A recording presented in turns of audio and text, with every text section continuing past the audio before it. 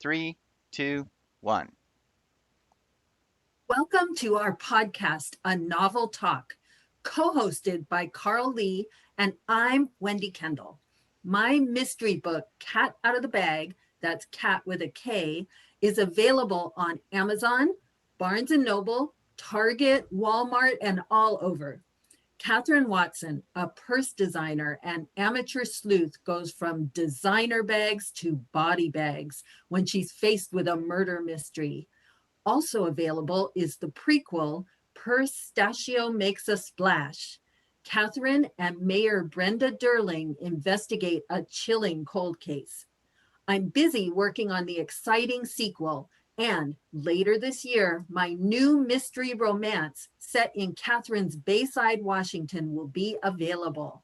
Snow Cookies to Die For. Thank you to all the readers who've let me know how much they enjoy my books. And here comes your co host. And one of those readers who love your books also. My name is Carly, and I write paranormal fantasy, and I hope to have a litany the size of Wendy's someday. Well, are you sitting on the edge of your seat? You will be. Today's guest is a thriller. New York Times and USA Today bestseller Kevin O'Brien, the author of 21 internationally published thrillers. He won the Spotted Owl Award for Best Pacific Northwest Mystery and served on the board of Seattle 7 Writers. Press and Guide said if Alfred Hitchcock were alive today and writing novels, his name would be Kevin O'Brien. I'll add, that is so true and more so. This introduction barely skims the highlights of our guest's impressive biography. Don't wait to read Kevin's latest nail biter, The Night She Disappeared. It's available in bookstores and online July 27th. You can pre-order it and start solving the mystery all the sooner. It's time to hear about The Night She Disappeared. Some nightmares you can't forget, and worse is the one you can't remember. Where were you the night she disappeared? Welcome to A Novel Talk with Kevin O'Brien. Hi, Kevin. Hey, how's it going, Wendy? Hi, Carl. Hi, How are you guys? good. Good. It's great Hello. to be on a Novel Talk, and I'm pumped about the book coming out next week. So I'm honored to be with you guys. Thank you so much for having me. Yes, excellent story. I just loved it. I solved it like 40 times, Oh, and did you? well, all of my 40 times were wrong. So, Oh, that's what I love to hear. I uh, fooled you. uh, Okay. yeah. So as a former Pacific Northwesterner, I love the Seattle area, and the Lake Union area and Queen Anne areas are beautiful. Ah. Um, but you were able to keep all of that beauty and just fill it with danger and tawdry behaviors. Um, can you talk a little bit about how setting played a role in the night she disappeared? Oh, well, I love tawdry behaviors, by the way. Who doesn't? I like that. I want to use that in one of my books. Okay. I love the Lake Union area because it's just, it's just so gorgeous down there. And on top of that, with the pandemic, this last year, that was one of the only places I could walk to. I don't have a car and I didn't want to take any public transportation. So it was great to walk down to Lake Union and just see some of the spots that I was going to be setting my book at. And I got the notion that I wanted to have so much of the book set in a floating home or a houseboat. So you can see that most of the action is in her houseboat or her floating home, and I thought, well, I'll just make it Lake Union. I could make it several other places in Seattle, but I thought, oh, this is the best place because she'd be right across from where Tom Hanks had his houseboat in Sleepless in Seattle. So, Right.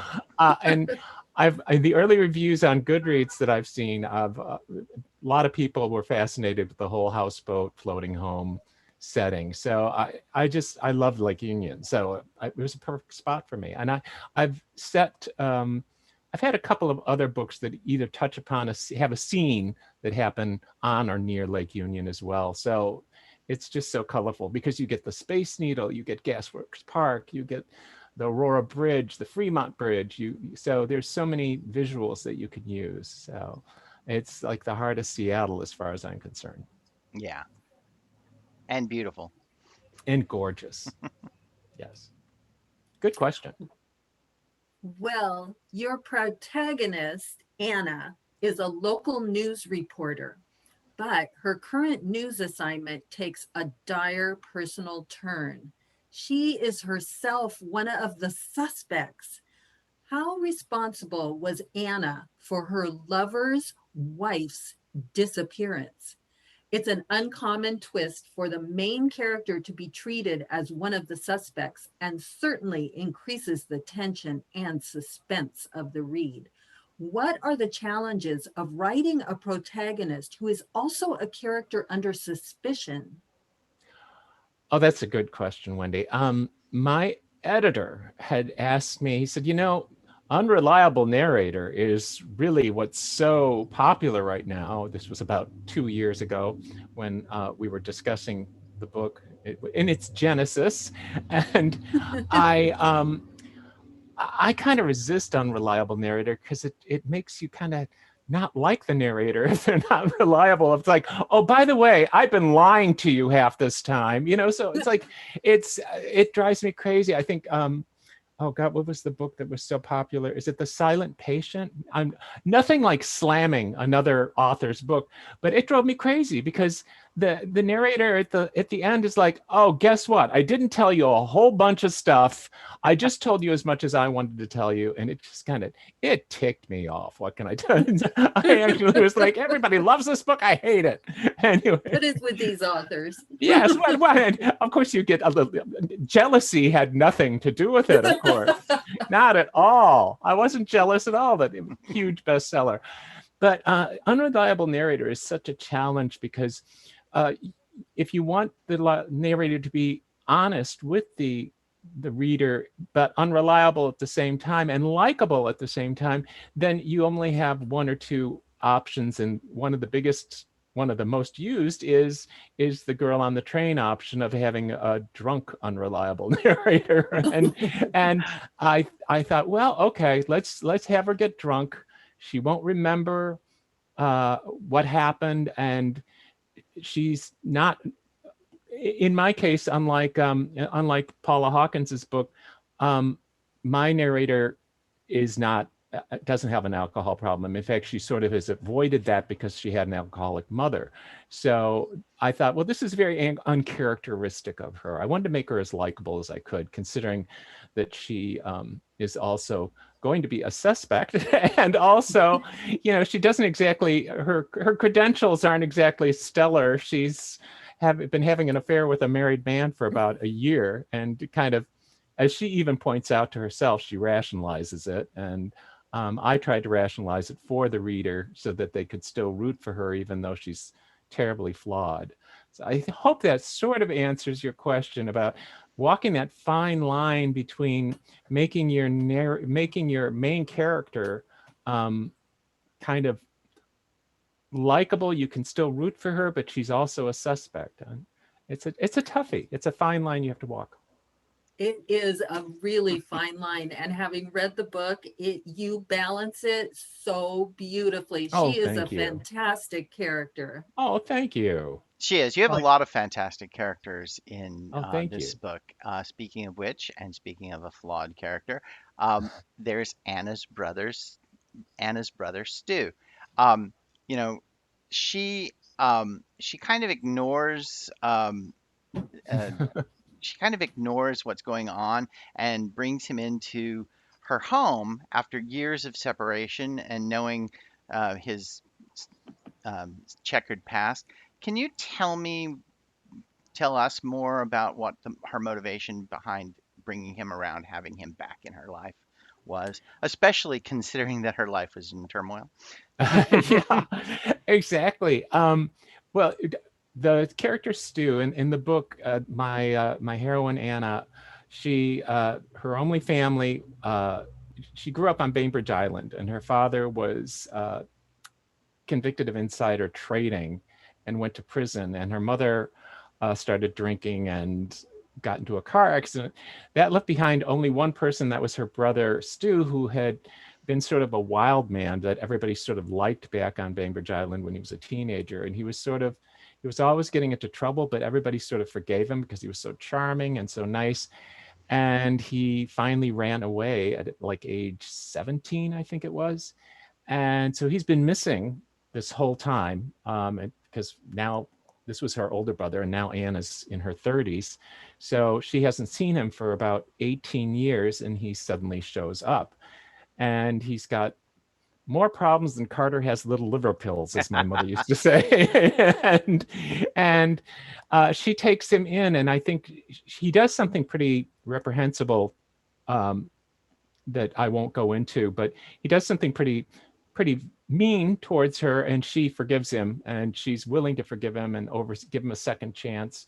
And I think it's out of loyalty to him, and also he's the only family she has. She's going through crisis right now, and to have him, she takes him in. He moves in with her for a very short time, and sort of disappoints her. And it's a very he's a very complicated character, but I hope the reader kind of ends up forgiving him too at the end. I think they should. So we'll Yeah, see. probably. Yeah, yeah. I don't want to No give too much spoilers. away. No spoilers. Yeah, no spoiler alerts. No, definitely no spoilers. Oh my gosh, you do not want to spoil this book. Oh, Wow. It's thank so you. good. Now, the she who disappeared that night, she is a fascinating multidimensional character. Can you please tell us a little bit about your character, Courtney? Sure. Well, okay. So the setup is that Anna is a TV reporter in Seattle, and she has been having an affair with a married man, Russ. He's a doctor, a pediatrician, and very prominent pediatrician, for about a year now. And she has never she met the wife on one occasion, and the wife is just a knockout. She's gorgeous. I just kept thinking, okay, Angelina Jolie. Describe her kind of like this beautiful Angelina Jolie type, who also happens to be deaf, and she's she hasn't risen to prominence yet, but she's really starting to break through in the young adult fiction category as an author. And she's got a series about handy-capable children who are not children, they're more like teenagers who are like superheroes. And so this um, series is starting to take off sort of like Twilight. And so it's regarded sort of as like, oh, all this stuff happens around Seattle, and all these kids with these superpowers who are also challenged in one way or another, like a blind child, a deaf child, a child who can't walk. And they're somehow, this is a perfect vehicle for this deaf author who is also pretty dang glamorous. And I think I wanted to create this character who had, on the surface, was just so perfect. And she's so, who couldn't not love her or be just taken with her because she's so glamorous and beautiful. But she is so image conscious, and she is so kind of a hypocrite, and she's kind of a jerk. and you kind of understand why her husband Russ is cheating on her. And it's all about her and her image and what she wants to create for her readers and for the public. For example, for the beginning of her career, this is her third book that is coming out when the book starts, and third book of this series. And she thought she wanted to be sort of known as an independent, handy-capable woman who is, making it on her own. And then she got a new publicist who said, no, you've got a really handsome husband. You should be a Seattle power couple. And you should be, it makes her move into a houseboat. Much to Anna's horror, it's a houseboat that's not too far from her own. but the publicist wants them to move into a houseboat because it's so sleepless in Seattle. It's so perfect for them. And so she's always all about image, and she's not a very good wife. She's not a very good person. I have a whole backstory that I wrote on her. I know you both have gone through this, Carl and Wendy, about True. writing backstories, and you have to go, okay, how much do I really want to tell the reader, and how much do I just need for myself, you know?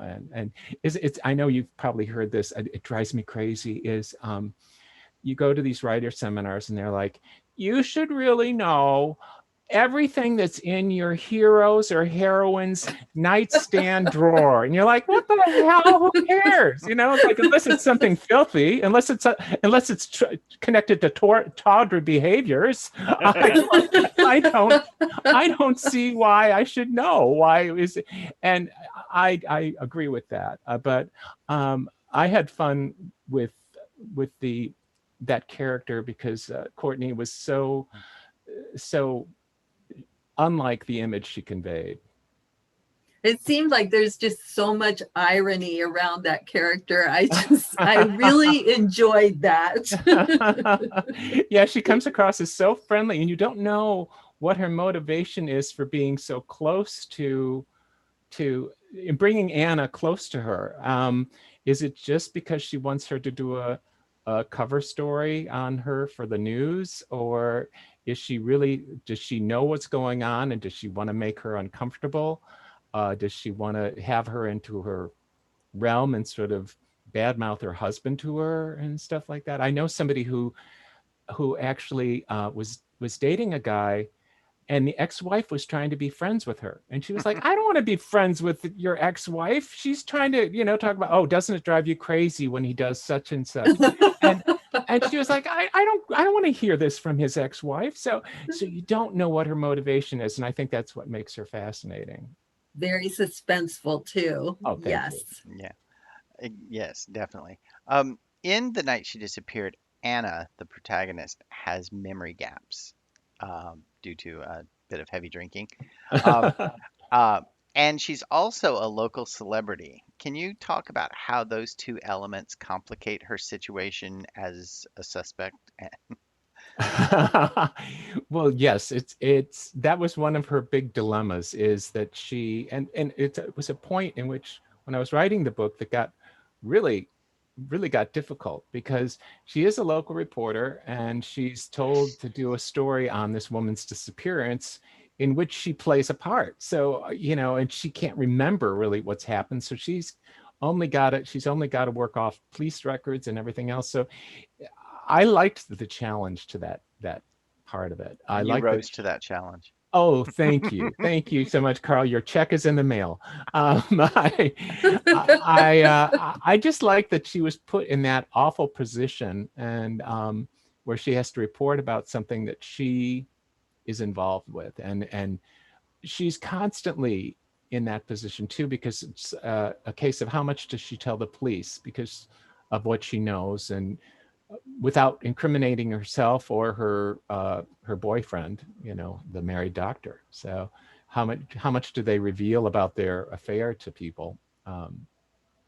So, and there's some public humiliation there, and there's also and another big celebrity on the air that's very vindictive towards my heroine about a personal matter. So she's out to get her. So that made it more interesting too. Shh, I know who you mean. Sally Justice. Love her. Yes. Well, once again, just like your other books, The Night She Disappeared is truly a page turner. It's an exciting and thought-provoking read. And at every turn, I cannot wait to find out what's going to happen next, and to find out if what happens next is what I think, or if I'm wrong. Again, oh, those twists. I don't see them coming. Good. What is the secret to getting your readers so engaged in your story? Well, I like to create characters that you sort of would like, immediately if I can. So that's one of the biggest challenges. And to create a mystery, even if it's a small one at the beginning, okay, oh, what happened? What just why are they acting this way? Just and I think that's the key. If you can start off with a little mystery and a likable character and a good tone and an interesting situation in the first chapter, and then if once you get them hooked, maybe then the reader should, hopefully they'll stick with you and want to find out what's going on. So but I think its character is one of the main things that drives us when we're reading, is latching on to somebody. Still remember, well, for example, I'm right now writing a new thriller, and this guy has a brother who's a little slow, and he's a little bit like a little bit Forrest Gump type, and I wasn't sure how to put a handle on him, and so I was thinking of other other stories and other things that I've read where people are mentally challenged or are a little slow, and I kept thinking of Tim, Colleen McCullough's Tim, and who wrote The Thornbirds. Is Colleen McCullough? Do I have the right name? I think. Anyway, her book Tim, which was turned into a movie with Mel Gibson and Piper Laurie. Check it out. It's a woman's dream. She's an older woman who falls in love with a slightly mentally challenged man who's so sweet, and so he falls in love with her, and it's all about the challenges. But in the book, the first scene is this sweet guy who's being teased to death by some other guys, and you're right away, you immediately side with him and want to find out how he's going to do. And so it's building character through sympathy. We're willing to go on that journey with him no matter what happens. Oh, I love that thought. I love that sentiment. Yeah. It was. I couldn't stop watching that. I cannot stop watching the movie. But I remember reading the book at a bus stop, and I was disappointed that a bus showed up. I was like, oh, damn, the bus showed up. And it was one of those bus stops on the way to Kirkland that's right in the middle of the highway, like right by the floating bridge. You're stuck like in this thing. There's absolutely nothing to look at. And I was like, oh, the bus is here. It was night. I was like, I could have cared less. I was so involved in this movie, this book, and the movie. Really good advice about how to hook your reader right from the start. That's interesting. Yeah, just throw a dead body on the scene. It's awesome. Yeah, exactly. Yeah. So in The Night She Disappeared, as Wendy mentioned, there are lots and twists and turns. And some of your books that I've read, you build us up, and then you let off the gas a little bit, let us catch our breath, and then you rev it back up again, and then let us catch our breath again, and constantly escalating. But you have those little dips where you can catch your breath. Yeah. I'm thinking Disturbed here. Excellent book. Love that one. Oh, thank you. But in The Night She Disappeared, it was more of it was not a slow read, but it was a constant slow burn. There was none of that letting off the gas. It was just constantly twisting and twisting and twisting. I didn't give you a break, huh? You did not give me a break. So what is the difference between building these different levels of suspense? I think it's about pacing, and I'm always really careful about, and I'm sure you guys are too with your books, is how long has this scene been going on? Sometimes you find yourself, you've written like a 14-page scene of dialogue, which you need to get your point across, but then it's like, is the reader going to be this patient for for all this information and all this dialogue? So it is about pacing for me. I fall back on, I focus on that.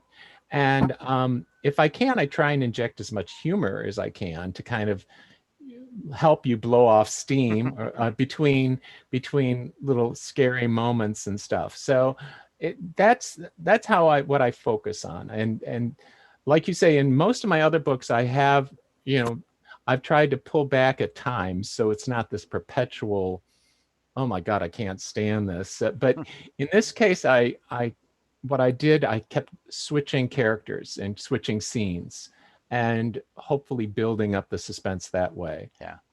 So it's a challenge. One of the biggest challenges I had to writing The Night She Disappeared was that so much of the book happens through Anna's point of view, and we don't get another point of view until like page 100, with Sally, the commentator, the news person who doesn't particularly like Anna. So she was the only other point of view you got, except for occasionally for the killer who's watching Anna, and then you get into Anna's boyfriend, the married lover, Russ. You get into his head as well. So it's about the perspective and point of view switches that I tried to make the pacing better. Better. I sound Better. like better. I make it better. It was better. It was definitely better. Thank you. What was We'll edit that out later.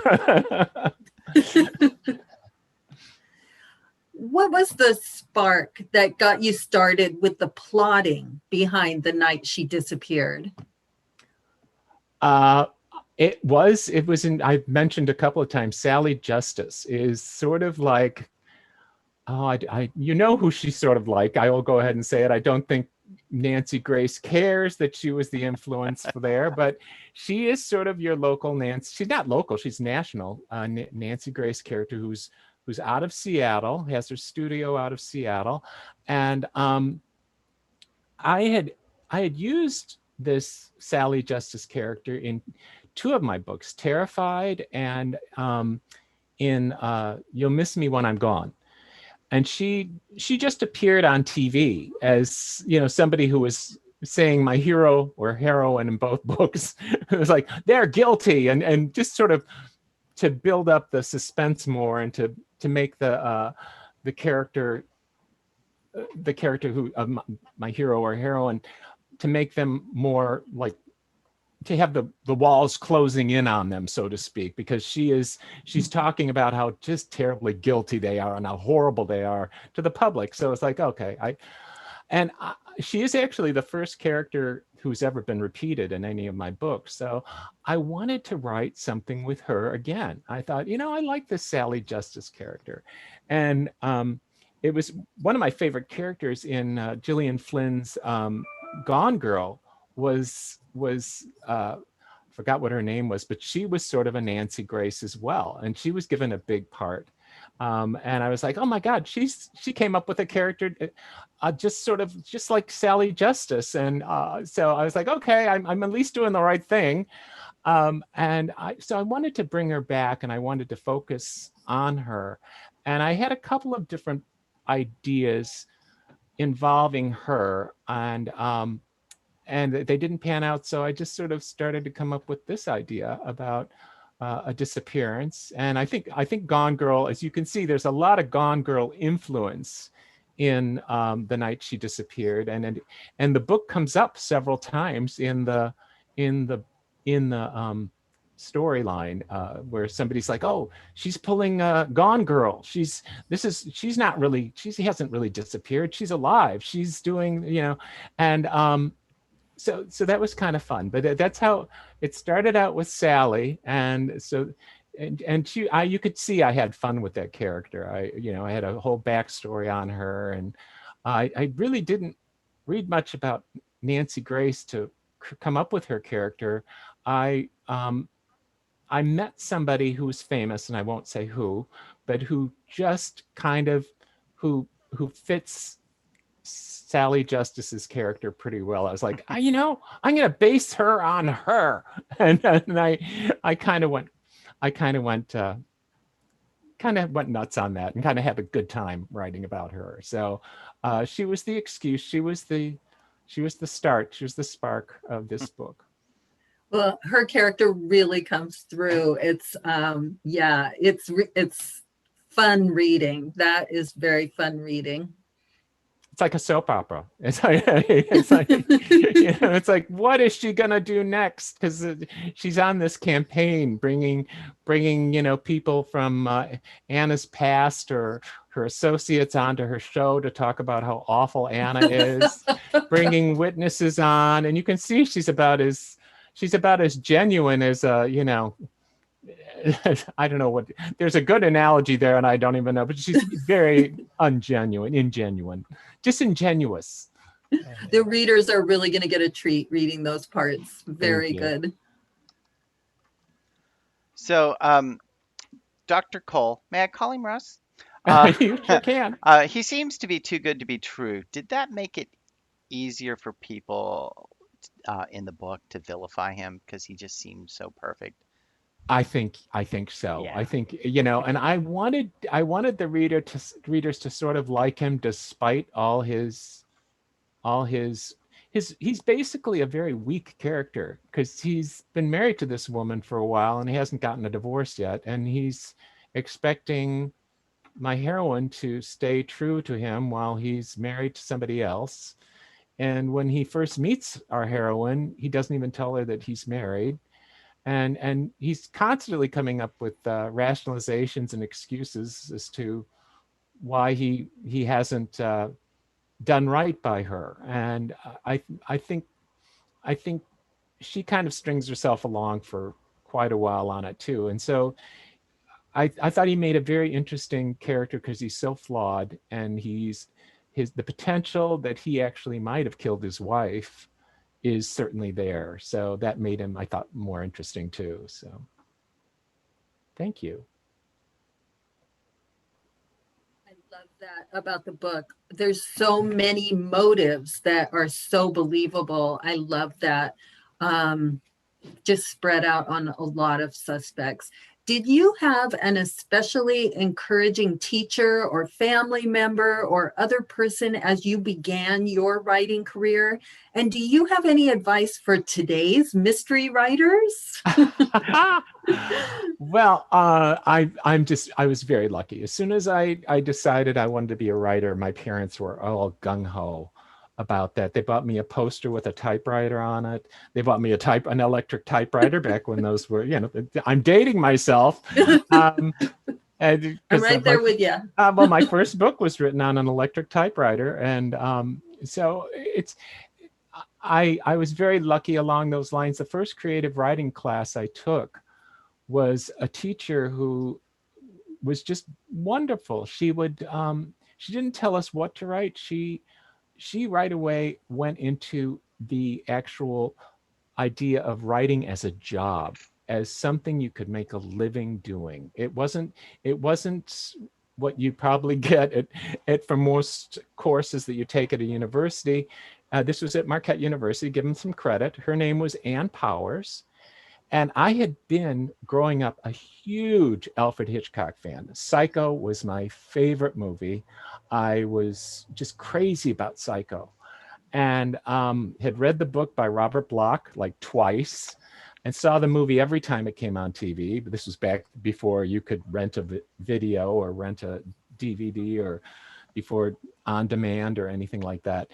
And so that was such an influence on me, Hitchcock. And so to have this teacher who right away was telling us about things like writing a query letter, about how to get an agent, about what it takes to publish.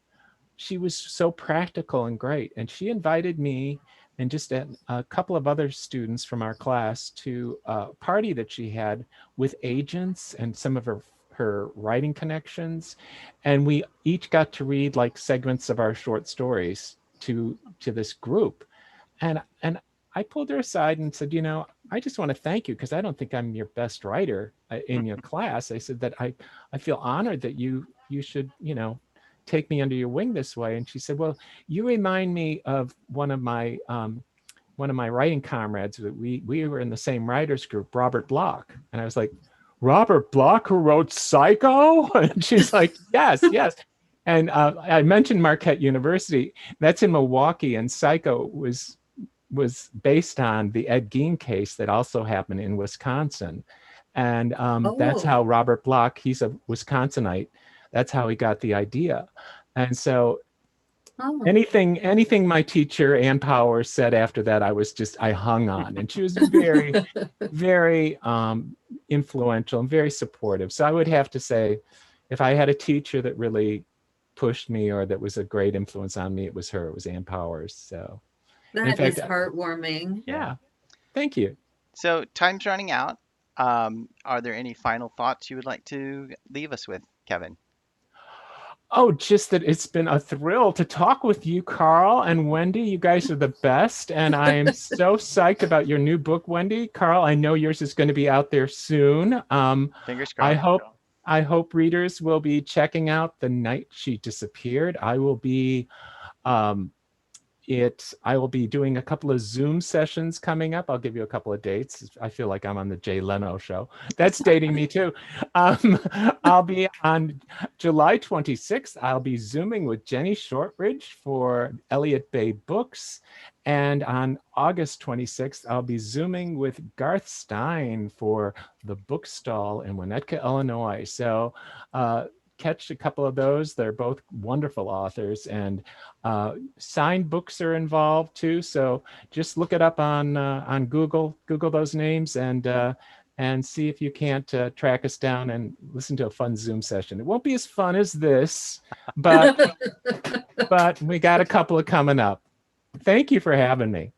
No, definitely. And thank you so much, Kevin. And I'm so excited to hear about the other podcasts that you'll be on and Zooms that you'll be on.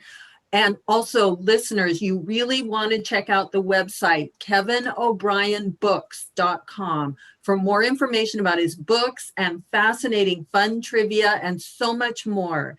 So we recommend you dive into his large inventory of books he's authored, but his newest is available July 27th, or go ahead and pre-order it now, The Night She Disappeared. What's your alibi? Okay, well, thank you to our listeners for tuning in. Be sure to like and subscribe so you never miss an episode. And remember, a novel read leads to a novel talk.